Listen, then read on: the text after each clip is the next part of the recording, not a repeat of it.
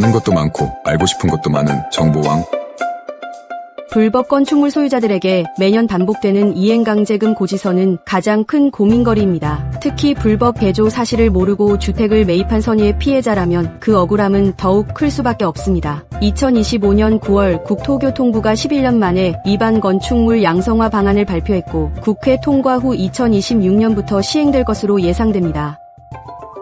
불법 건축물 양성화란 이미 지어진 불법 건축물을 사후에 행정적으로 적법한 건축물로 인정받는 제도입니다. 절차나 요건을 제대로 갖추지 못했지만 이미 완공된 건축물에 대해 뒤늦게 정식 사용 승인을 받을 수 있는 기회를 주는 것입니다. 우리나라는 급격한 도시화 과정에서 1980년, 2000년, 2014년 등 총 5차례 양성화 특별법을 시행했습니다. 전국 약 15만에서 18만 동의 위반 건축물 중 상당수가 주거용 소규모 건축물입니다. 대표적인 불법 건축물 사례로는 베란다나 옥상의 불법 증축, 필로티 주차장을 주택으로 개조한 경우 근린생활시설을 주거용으로 무단 전환한 근생빌라 등이 있습니다. 이런 건축물들은 전세 사기에 악용되기도 하고 선의의 매수자가 뒤늦게 이행강제금이라는 막대한 부담을 떠안게 되는 문제를 일으키고 있습니다. 이행강제금은 건물 시가표준액을 기준으로 부과되며 최초 시정명령 이후 연 2회 이내 범위에서 시정명령이 이행될 때까지 반복하여 부과됩니다. 작은 규모의 주택이라도 매년 수십만 원에서 수백만 원의 이행강제금이 평생 부과될 수 있어 경제적 부담이 상당합니다.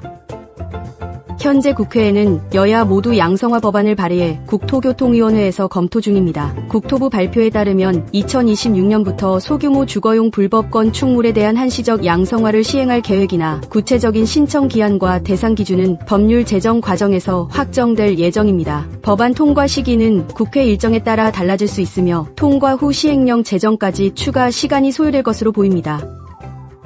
과거 2014년 사례를 보면 세대당 전용 면적 85제곱미터 이하 다세대 주택, 연면적 165제곱미터 이하 단독주택, 330제곱미터 이하 다가구 주택 등이 대상이었습니다. 구조안전과 위생, 방화에 현저한 지장이 없고 용도지역 규정을 준수하는 경우에만 지방자치단체가 정식 사용 승인을 내뒀습니다. 중요한 점은 상업용 건축물, 근린생활시설, 오피스텔, 숙박시설은 제외되며 용도지역을 위반하거나 대지 경계를 침범한 건축물, 공공안전을 저해하는 시설도 대상이 아니라는 것입니다.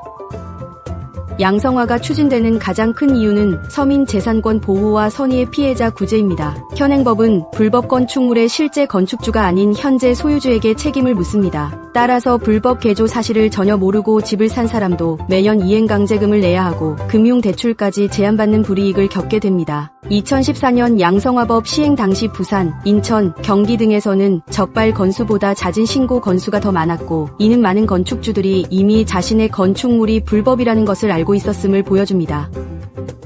과거 양성화 절차는 신청서 및 필요 서류 제출, 지자체 서류 심사, 양성화 부담금과 일부 과태료 납부, 적법 건축물 등록 완료 순으로 진행되었습니다. 다만 이는 과거 사례일 뿐이며 이번 법안의 구체적인 신청 절차, 신청 기한, 제출 서류 종류 등은 법률 통과 후 시행령을 통해 구체화될 예정입니다. 양성화를 원한다면 먼저 본인 소유 건축물이 양성화 가능 여부를 확인해야 합니다. 소규모 주거용인지, 전용 면적이나 연면적이 기준에 맞는지, 구조적 안전성에 문제가 없는지, 용도지역 규정을 위반하지 않았는지 등을 점검해야 합니다. 이후 건축사 사무소를 통해 건축물을 실측하고 기타 제반 사항을 확인하여 문제가 없다면 양성화 작업을 진행하게 됩니다.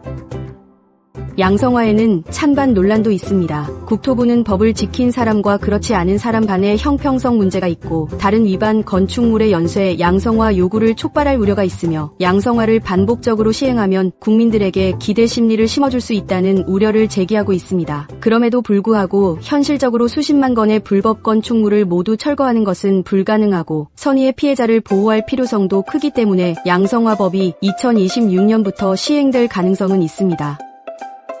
부동산 매매 시 반드시 건축물 대장을 확인하여 위반 건축물 표시가 있는지 점검해야 합니다. 불법 건축물을 소유하고 있다면 법 시행 후 특별법 신청 기간을 놓치지 말고 준비하는 것이 중요합니다. 양성화 절차를 완료하더라도 부담금과 일부 과태료가 발생할 수 있으며 조건을 충족하지 못하면 양성화 자체가 불가능하고 이행강제금이 계속 부과될 수 있습니다. 본인 소유 건물이 양성화 대상에 해당할지 어떤 조건을 충족해야 할지는 법령 공포 후 건축사나 법률 전문가와 상담이 필요합니다.